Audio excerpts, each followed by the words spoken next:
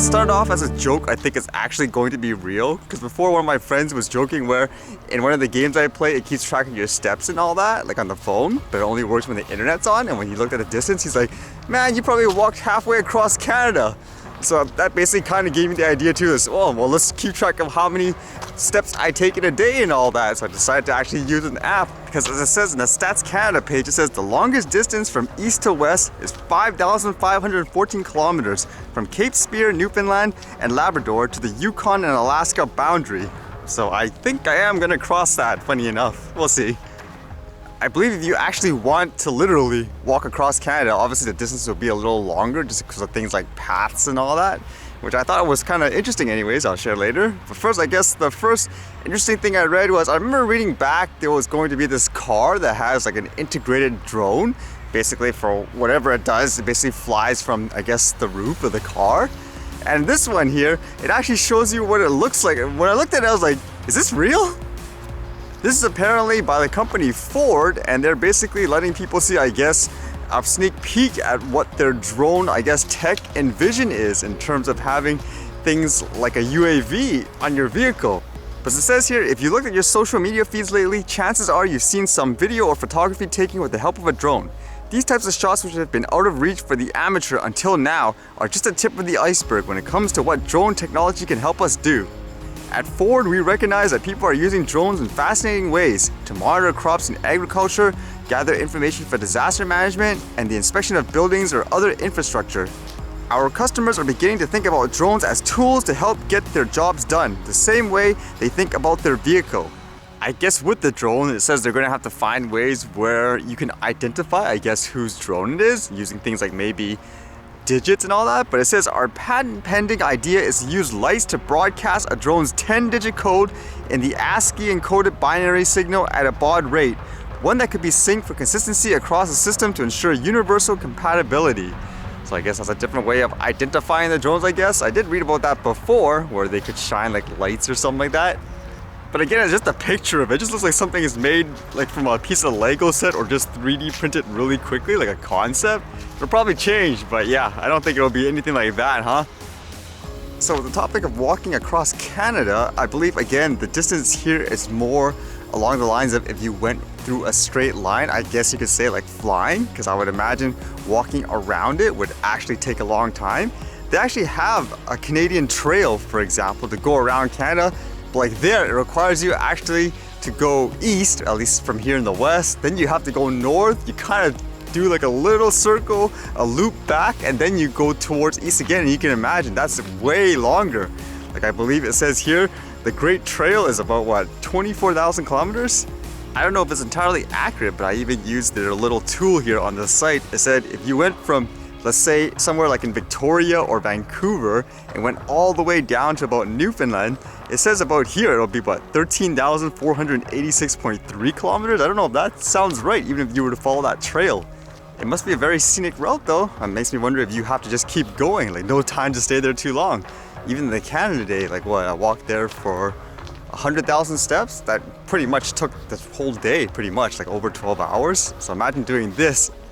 And just throughout the days, I've been basically keeping track of all my steps every day in an Excel sheet, and it basically adds everything up. So you can see here, like the month of January, 581.33, the next one's 535, and then so forth. So it's been easy to organize it that way. But I guess, like they say, one step at a time, huh? It sounds like a lot, but if you do just a little bit every day, it really adds up. It reminds me again how a lot of people say, what, that's nuts. But I think you'd be surprised actually how much you actually walk in a day if you actually keep track of it. And when I say walk, I mean right from the minute you get out of bed, for example. I know people usually have the question, why the heck do you walk so much? Partly choice and partly financial.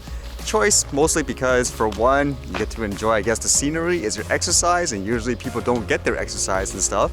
And then they end up having to take time out of their day to do their exercise, so to speak. So you might as well get it done here in this way.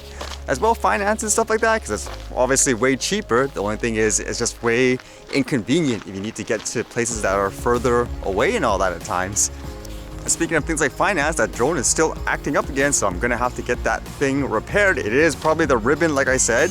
I'm just wondering if I should try to fix it myself, because that ribbon cable is like, what, $15 or less. It's just a matter of unscrewing it and stuff like that. It's just I've never done it before, so I'd be afraid to do it, even though realistically I can open up computers and stuff no problem. A lot of places are actually closed because of the Thanksgiving holiday. So again, it makes me wonder if I should try it myself in terms of doing the ribbon installation and stuff like that. I remember last time, or if you guys remember last year as well, when I fixed that little crack on the gimbal, like, can you imagine paying someone $100 to fix that, something that simple? Makes me wonder in this case if it is too. I've been looking at some of the tutorials and stuff online, and it just seems like it's more of knowing where to put the ribbon and so forth, what to unscrew. I'm just afraid like you're gonna bust the camera or something like that. Again, I don't know any hardware that I used for the filming and stuff this year that didn't basically have some kind of breakdown or malfunction that required some repair attention, so to speak.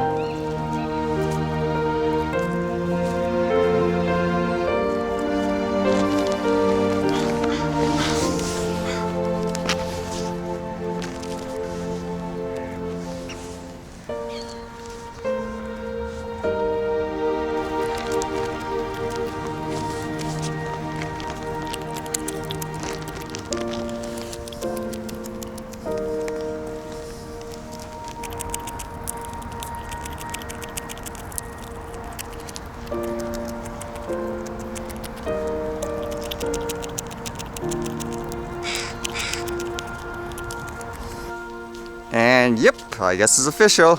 I walked across Canada with a bunch of days left in the year still. Like I said, one step at a time, huh?